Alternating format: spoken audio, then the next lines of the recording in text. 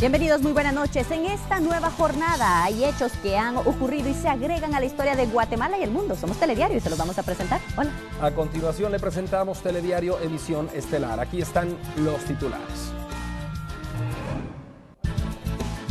Fuerte sismo causa alarma entre guatemaltecos. Autoridades de prevención descartan daños por movimiento.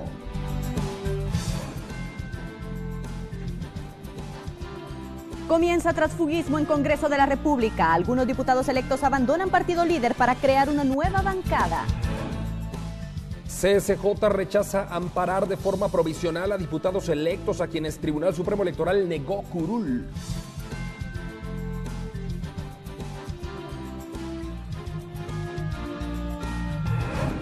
El primer año es un año donde no se ejecuta porque hay cambio de funcionarios.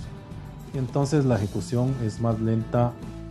Economía se verá afectada por baja ejecución, concluye Vanguard. Niña logra cumplir sueño de caminar gracias a guatemaltecos que le brindaron ayuda. Mediante sorteo entregarán 20 viviendas a familias de El Cambray, al no poder concluir con construcción de proyecto habitacional. 350 bomberos forestales trabajarán para contrarrestar efectos de la sequía el próximo año.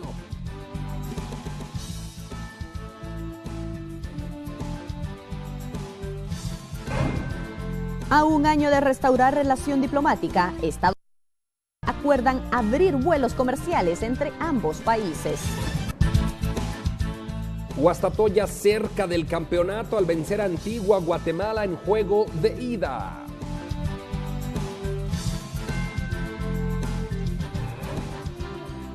Para las próximas horas, el INSIBUME pronostica ambiente frío, esto debido al ingreso de un nuevo frente que estará afectando principalmente regiones del altiplano y la región central. Pero toda la información del clima se la brindamos más adelante aquí en Telediario Emisión Estelar.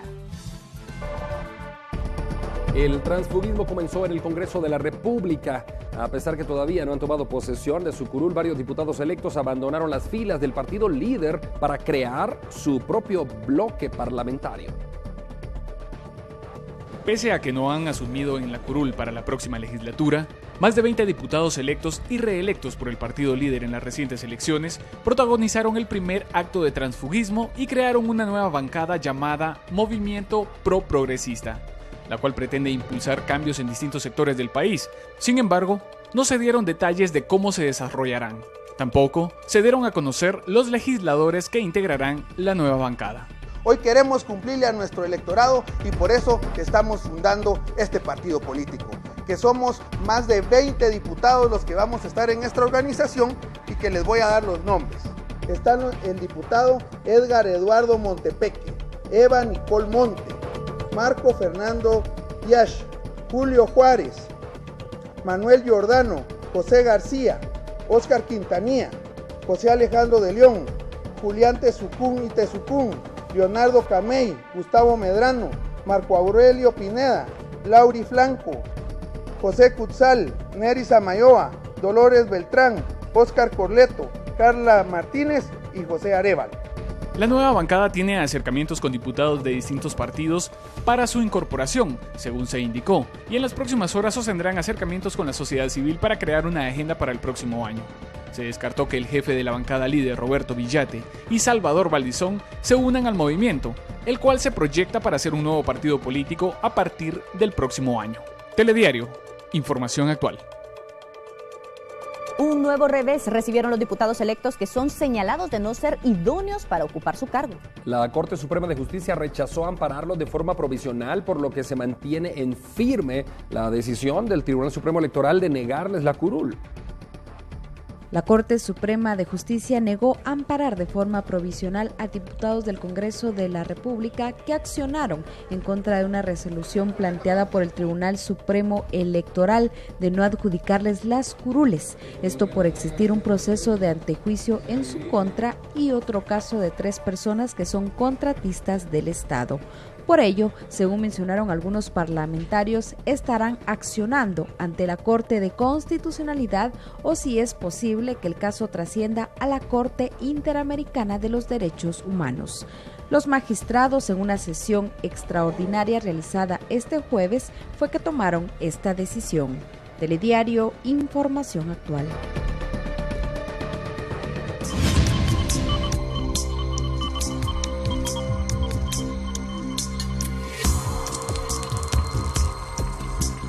Un fuerte sismo fue sensible en el territorio guatemalteco, generando preocupación. Y el informe de momento dice que no se han reportado daños. Sin embargo, nos vamos a enlazar en este momento con Milton Jack, que nos va a ampliar más información al respecto. Le damos la bienvenida. Adelante, Milton. Buenas noches.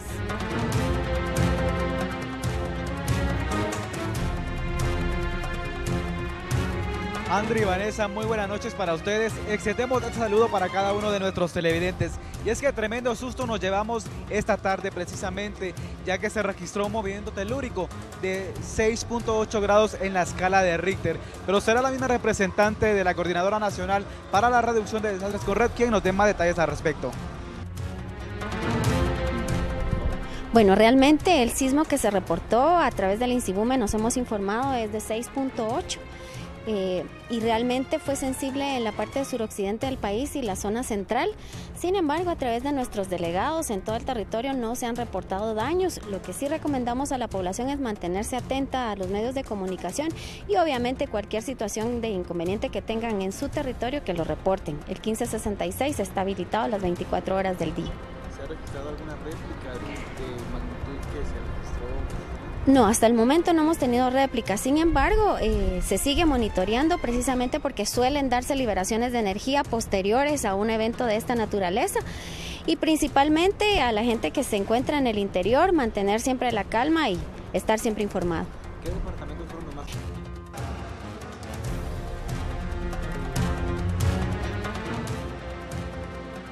Y es que debido al sismo de 6.8 grados en la escala de Richter que se registró esta tarde, en la ciudad capital fueron evacuados varios edificios. Y es que precisamente lo más importante ante una situación similar es guardar la calma. Es mi reporte a esta hora de la noche, soy Milton Jack, con imágenes de Michael López. Regresamos con ustedes, André y Vanessa, al set principal. Y a los televidentes les deseamos una muy buenas noches. Milton, gracias por la información. Es importante mantener la calma. Sabemos que estos movimientos de alguna manera son normales, pero es importante estar atento a cualquier nueva información que se dé al respecto. Hay que mantener la calma y afrontar todo con paciencia. Esto es normal en Guatemala. Estamos a pocos días del cambio de gobierno y continúan las reuniones con los representantes de las autoridades electas para llevar a cabo el proceso de transición. Entre los temas acordados en la cita figuran el combate al racismo, desarrollo rural y también desarrollo urbano. El proceso de transición de gobierno continúa. Las autoridades actuales siguen reuniéndose con el fin de priorizar los temas fundamentales para el país, dentro de los cuales se encuentra el racismo, que sigue siendo un flagelo en nuestra sociedad, el desarrollo urbano y rural y el fortalecimiento de las instituciones de seguridad. Dentro de cada una de las dimensiones, que son 5, adentro de ellas hay una subcategorización si la prioridad responde a alguna situación de litigio. Hay algunos litigios internacionales que tienen que ver sobre todo con algunos casos de discriminación y con temas de tratado de libre comercio. Esa información está a detalle en cada una de las fichas a las cuales ustedes pueden acceder en la página web de CGPlan. La reunión contó con la presencia de altos mandos del organismo ejecutivo, así como también los titulares de las distintas carteras del Estado. Es importante mencionar que, según la titular de CGPlan, hasta el momento se han abordado los temas que interesan a los guatemaltecos. Telediario, información actual. En otro tema, las previsiones del Banco de Guatemala no son alentadoras para el próximo año en cuanto al crecimiento de la economía. Factores como la baja ejecución podría provocar una desaceleración. Aquí le tenemos más detalles. El Banco de Guatemala proyecta una disminución en la economía de 4.1 a 3.9 en el 2016. Esto derivado a la posibilidad de una ejecución baja que tendrá en su primer año el gobierno de Jimmy Morales. El primer año es un año donde no se ejecuta porque hay cambio de funcionarios. Y entonces la ejecución es más lenta, pero definitivamente sí compartimos que hay expectativas positivas. La coyuntura internacional y sobre todo la crisis política que vivió el país, que duró más de 6 meses, provocó un estancamiento o cautela por parte de diversos sectores productivos. ¿Cuál es el panorama para el 2016? El sector de minería, el año pasado y el próximo año ya están cerrando algunas de las mineras, están en el cierre técnico, entonces la producción ha disminuido. Además, todo el tema de la conflictividad social en torno a ese tema. En el caso del sector agropecuario, un poco la sequía. Estados Unidos está aplicando una normalización en su política monetaria. Ese es el principal socio comercial de Guatemala. ¿En qué rubros o aspectos podría darse algún tipo de incidencia? Lo que sí es cierto, y ahí sí nos impacta, es que el crédito se encarece, aunque va a ser de una manera muy gradual. La economía en Guatemala cerrará en 4.1% al cierre del 2015, con la mayoría de variables económicas estables o tendencia creciente, como las remesas familiares y el tipo de cambio. La Junta Monetaria hizo modificaciones a la política monetaria, cambiaria y crediticia para aplicarse en el 2016. Telediario, información actual. Transmitimos Telediario por 84 canales de repetición de aire, 600 empresas de cable, 3.000 decodificadores de señal llenando todo el país. Y para Estados Unidos, Canadá y Centroamérica por 429 DirecTV. Todo esto para servirle como usted se merece. Vamos a una pausa y en breve seguimos con más.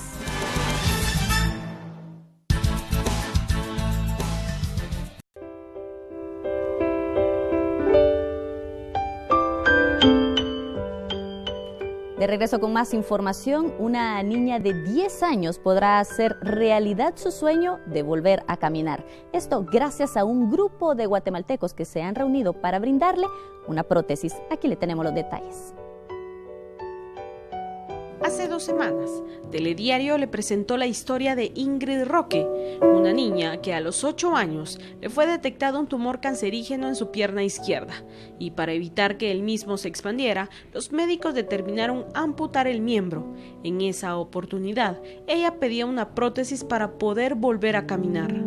La fe de Ingrid movió montañas. Su deseo más grande era tener como regalo de Navidad una prótesis, y la solidaridad de los guatemaltecos no se dejó esperar. Inmediatamente, las llamadas telefónicas anunciaban donaciones y regalos.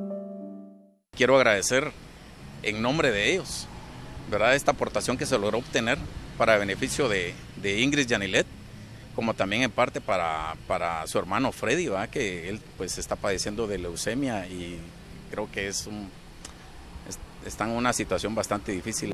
Varios guatemaltecos individuales y a través de sus empresas viajaron a Suchitepeques para hacer entrega de donaciones de alimentos o regalos. El sueño de Ingrid podría cumplirse el próximo año. Mientras tanto, ya fueron tomadas las medidas para hacer la prótesis. Y lo que hicimos fue tomarle las medidas para la prótesis que le vamos a fabricar. Eso incluye todas las medidas de la pierna buena, más la toma del molde de yeso, que es el que tengo en la mano. La alegría de la familia al conocer la noticia se dejó de manifiesto. No me esperaba eso, pero gracias a todos los chapines que todos me están apoyando y está cerca de realizar su sueño de mi hija tener su prótesis. En los próximos meses le llevaremos a través de las imágenes el momento cuando le sea entregada la prótesis. Con casos como estos, Telediario cumple con su labor social al recibir el apoyo de los cientos de guatemaltecos que no escatimaron en devolver un poco de lo que tienen. Telediario, información actual. Muchas gracias a las personas de gran corazón que atendieron al llamado de Telediario. En más noticias, mediante sorteo serán entregadas 20 viviendas a familias de El Cambray, al no poder concluir con la construcción total de un proyecto habitacional.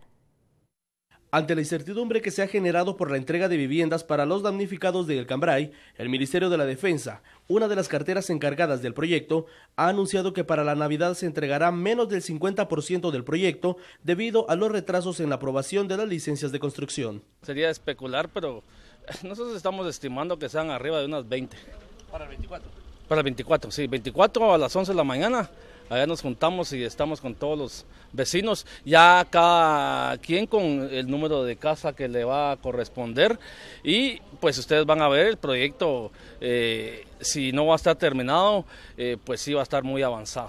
La entrega de esas viviendas se realizará mediante un sorteo para evitar confrontaciones y demostrar transparencia. Es decir, va a haber una tómbola con 181 pelotitas y ahí va a salir la dirección y el número de casa que le corresponde a cada vecino.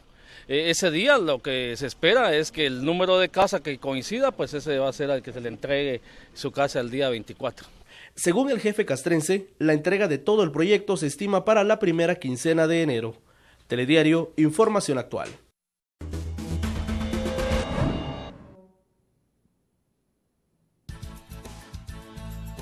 Muy buenas noches, bienvenidos a Telediario Información Actual.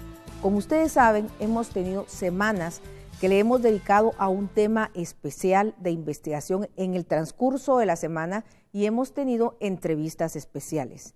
En este caso, vamos a hablar de temas para el desarrollo de nuestro país. Hemos platicado un poco del tema de seguridad y justicia, del tema de educación, pero el Centro de Investigaciones Económicas Nacionales, el CIEN, ha preparado una agenda para el desarrollo Guatemala 2016-2020 que toca temas tan importantes como el desarrollo económico, el desarrollo de seguridad, educación y en general cómo puede salir Guatemala adelante, por supuesto con los problemas que actualmente estamos enfrentando. Y para esto tenemos al señor Hugo Maúl y María del Carmen Aceña, que son representantes en este caso del CIEN y quienes han hecho esta investigación con sus colaboradores de esta institución. ¿En qué consiste la agenda, esta agenda para el desarrollo de Guatemala 2016-2020, que aquí tengo un resumen de esto, licenciada? Pues esta surge hace más o menos 5 años, nosotros presentamos una agenda para el país para la siguiente década. Y lo que hicimos fue revisar, digamos, esas propuestas y hoy lo que estamos presentando es una agenda para el desarrollo que es lo más importante que debe de ejecutarse en los próximos 4 años para desarrollar el país. Lo que nos dimos cuenta es que en los últimos años más han habido programas y proyectos asistencialistas, pero no que le han dado oportunidades de desarrollo a los guatemaltecos. Entonces, con esta propuesta, lo primero que hacemos es definir prioridades y marcar el rumbo hacia un país con más oportunidades para los guatemaltecos. Entonces hemos incluido en el área económico, empleo, infraestructura y también el tema del gasto público. Luego tratamos el tema social, donde realmente nos hemos especializado en el tema de salud y educación, y luego pasamos al tema de seguridad ciudadana, donde tocamos el tema desde la prevención, la policía, el sistema penitenciario y el Ministerio de la Defensa. Y por último, una propuesta de cómo modernizar la gestión del Estado, porque lo que hemos visto es que ya han pasado más de 20 años y no hemos tenido cambios sustantivos en concepto de cómo administrar el Estado y prácticamente pues la población se ha duplicado, los servicios públicos están en crisis, yo le diría que la mayoría de los servicios públicos, y si no hacemos cambios de gestión pública, difícilmente vamos a poder cambiar la calidad de los servicios que le está llegando a los guatemaltecos. Licenciado Maúl, sin embargo, el tema económico es de los más importantes para el desarrollo de todas esas prioridades que tiene nuestro país y es la preocupación porque tenemos un presupuesto que hasta el momento no ha sido financiable. ¿Qué serían los principales puntos a tocar en este presupuesto dentro de esta agenda para el desarrollo? Sí, muchísimas gracias, Elsie. Yo lo que les diría es que en esta propuesta que se habla de 8 campos, son 8 de 25 campos que el CIEN presentó hace 5 años en un plan de 12 años. Aquí estamos actualizando. Cuando se habla de gasto público hay que tener claro que ninguna política de gasto público es sostenible si no hay empleo y oportunidad para todos los guatemaltecos. En nuestro diagnóstico de empleo se demuestra que si uno quita el empleo público de la fuerza laboral formal de la que cotiza en el ICS, básicamente en Guatemala en los últimos 35 años tenemos el mismo nivel de empleo. Es decir, hoy en 2015 hay tantos guatemaltecos empleados en el sector privado, en las empresas, como había en el año 85. Si tomamos ese solo indicador, queda claro que no hay política de educación que aguante, no hay política de salud que aguante, no hay política social que aguante. Se dice que en Guatemala, por ejemplo, se gasta cerca de $20 en salud por ciudadano y que en otros países se gasta 80, pero lo que no se dice es que en esos otros países se genera empleo y la gente se asegura en el seguro social. Entonces la gente trabaja, paga su seguro y tiene una provisión de salud gracias a que trabaja. Aquí nosotros, con una población económicamente activa de cerca de 6 millones de personas y cerca de 800,000 trabajadores privados, estamos realmente en un grave problema. Entonces, si usted me pregunta de gasto público, yo le diría, el gasto público no puede ser una solución si no hay más generación de empleo, más producción y por supuesto más oportunidades para todos. En el tema de empleo, ¿cómo se podría entonces fomentar el empleo y cómo podría desarrollarse una política de empleo para los guatemaltecos? ¿Hay algunas propuestas? Sí, en efecto, nosotros apostamos porque Guatemala a mediano plazo busque la industrialización del país como una opción. Nosotros tenemos claro que en Guatemala hay una importante economía campesina, rural, pero sabemos que a largo plazo la salida de Guatemala no va por generar mayor desarrollo en la parte agrícola de subsistencia, sino tiene que ir en la generación de mejores oportunidades de trabajo, donde se demande más capacitación, más nivel de educación y donde se pueda pagar mejor. Y lo que nos demuestra la historia que eso se logra a través de la industrialización. Y básicamente lo que estamos proponiendo nosotros es aprender de quienes lo han hecho bien. Y tenemos nosotros ejemplos que abundan en todo el mundo en donde se han generado zonas especiales para exportar, para producir. Es una industrialización en función de la exportación, aprovechando que Guatemala tiene una ventaja geográfica muy importante, acceso a los 2 mares cerca del mercado de Estados Unidos. Si logramos hacer una buena política de infraestructura, podríamos estar bien conectados con las fronteras y con los mares. Tenemos una mano de obra bastante trabajadora y productiva de bajo costo, y esto nos pudiera llevar a nosotros a buscar generar polos de desarrollo, se les dice en Guatemala, en lugares estratégicos, crear ciudades secundarias importantes cerca de los mares, para que ahí se generen estas nuevas oportunidades. Ahora, otro tema que va muy relacionado con lo que usted dice es precisamente el gasto público. ¿Cuáles serían, digamos, los principales ejes o temas a tocar en gasto público para que este realmente sea satisfactorio y ayude también a la implementación de toda esta agenda para el desarrollo? Pues nosotros lo que hemos encontrado es que en los últimos años ha aumentado el gasto, pero no necesariamente la calidad de los servicios ni los resultados. Entonces sí encontramos, por ejemplo, grandes bolsones como son los pactos colectivos del área de salud y de educación. Por ejemplo, hacíamos el cálculo en educación que son más de 2.000 millones de quetzales, con eso se hubiera podido cubrir toda la preprimaria, que hoy solo la mitad de los niños está asistiendo. Entonces, ahí es donde hay que hacer evaluaciones de si ese gasto realmente le ha beneficiado a los guatemaltecos. Nosotros no estamos en desacuerdo con los sindicatos ni con los pactos colectivos, pero sí con la conciencia de que uno no puede comprometer recursos que no hay, y mucho menos recursos por varios periodos. Otro tema es muchos programas sociales de asistencia. Tenemos un Ministerio de Desarrollo que nadie ha evaluado los programas, son más de 1.000 millones, y al final no se han dado con la frecuencia como se había dicho, no están atados a educación y salud. Y luego pues tenemos muchísima gente que fue contratada en los últimos años que no sabemos realmente qué servicio están prestando. Cuando uno ve, por ejemplo, en educación tenemos más de 50.000 maestros cuando la educación, la cobertura ha quedado prácticamente estancada. Y en el área de salud tenemos más de 40.000 empleados, de los cuales la mitad sí están bajo el reglón 011, pero hay otros que están bajo contrato. Entonces sí requiere, digamos, en materia de mejorar el gasto, auditorías, por ejemplo, de personal en los ministerios más importantes como son educación, salud y seguridad. El próximo gobierno debería hacer un censo de la población trabajadora del sector público para saber realmente cuántos son y qué hacen. Al día de hoy no existe un registro consolidado. Junto con eso hay que discutir seriamente una reforma al servicio civil, no solo para que se pueda pagar mejor, sino para que se pueda evaluar el desempeño y para que se pueda escoger en función a mérito. Además de eso, es importante también que la Contraloría General de Cuentas cumpla su función, porque no solo es tener a las personas idóneas haciendo un trabajo, sino deben ser adecuadamente fiscalizadas. Dentro de esto hablábamos el tema de educación. Para que un país pueda prosperar, el tema de educación es importante. Y Guatemala ha tenido realmente bajos estándares en los últimos años en el tema de educación. Por ejemplo, tenía aquí el tema de la preprimaria, se ha estancado en los últimos años. Esto afecta entonces a la primaria y por ende a la secundaria. Se dice más o menos una institución internacional que de 10 alumnos que terminan la primaria, aproximadamente solo 3 o 4 pueden pasar o continúan la secundaria. ¿Cómo estamos en este tema? Pues mire, nuestra propuesta o nuestro proyecto más importante es la preprimaria. O sea, lo que debiéramos de lograr los guatemaltecos en los próximos 4 años es que todos los niños entre 5 y 6 años estén en la escuela.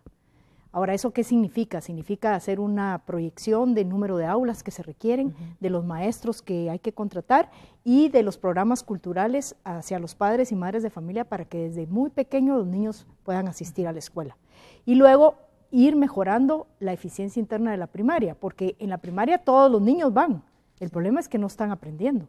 Entonces tenemos que apoyar a los maestros, ponernos metas por aula, por escuela. Si este año solo ganaron 10 el examen de matemáticas, pues el año entrante que ganen 15, por ejemplo. Ahora metas a nivel de aula, a nivel de escuela, para mejorar la eficiencia del Ministerio de Educación en la primaria.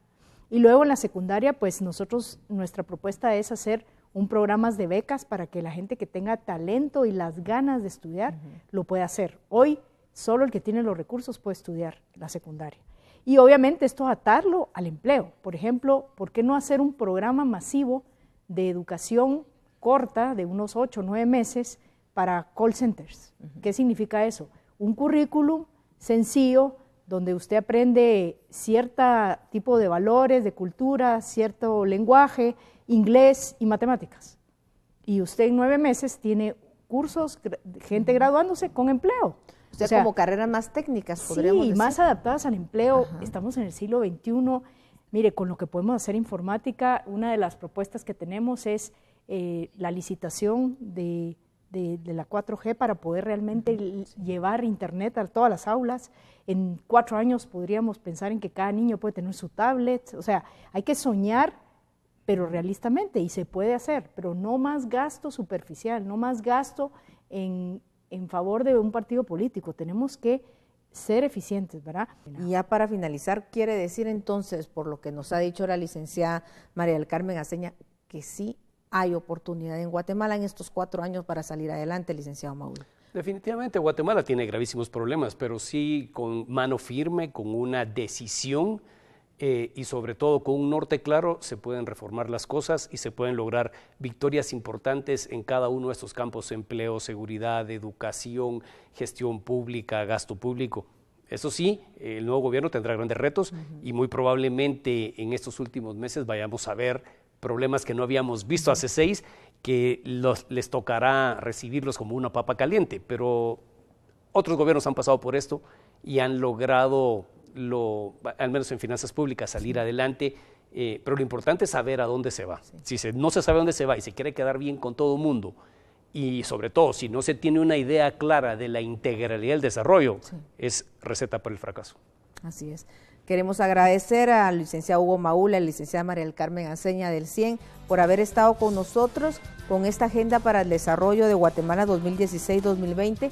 En estos momentos está saliendo en sus pantallas la dirección en internet donde usted también puede leerla, puede analizarla y de alguna manera también socializarla con sus allegados. Muchísimas gracias por haber estado con nosotros aquí en Telediario y a ustedes, amigos, por habernos acompañado.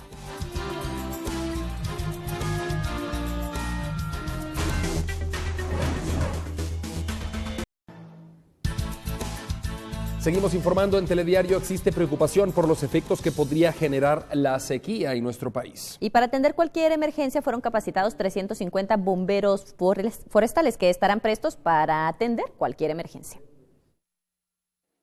La sequía pronosticada para el próximo año promete ser una de las más extensas de los últimos tiempos, por lo que desde ya se analizan estrategias para contrarrestar los efectos que esta pudiera llegar a causar. La campaña contra incendios forestales principalmente porque consideramos que la parte preventiva juega un papel preponderante para disminuir los incendios forestales, tomando en consideración que en nuestro país hay una, digamos, proyección de determinado número de incendios por año. Más de 300 elementos de bomberos forestales serán contratados. Actualmente necesitamos contratar 326 bomberos forestales.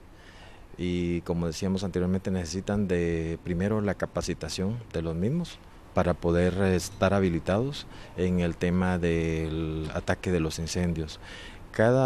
Déjeme decirle que cada bombero, para equipar a cada bombero forestal, se necesita una inversión de 4,000 quetzales solo en su vestimenta básica. además de 1,000 quetzales adicionales para su equipo básico. Estamos hablando que equipar básicamente a un bombero forestal se requiere de 5,000 quetzales. Telediario, información actual. Y así llegamos al final de esta emisión de noticias. Gracias por habernos acompañado aquí en Telediario, emisión estelar. Que tenga usted una maravillosa noche y recuerde, le esperamos mañana una vez más. Pásela bien.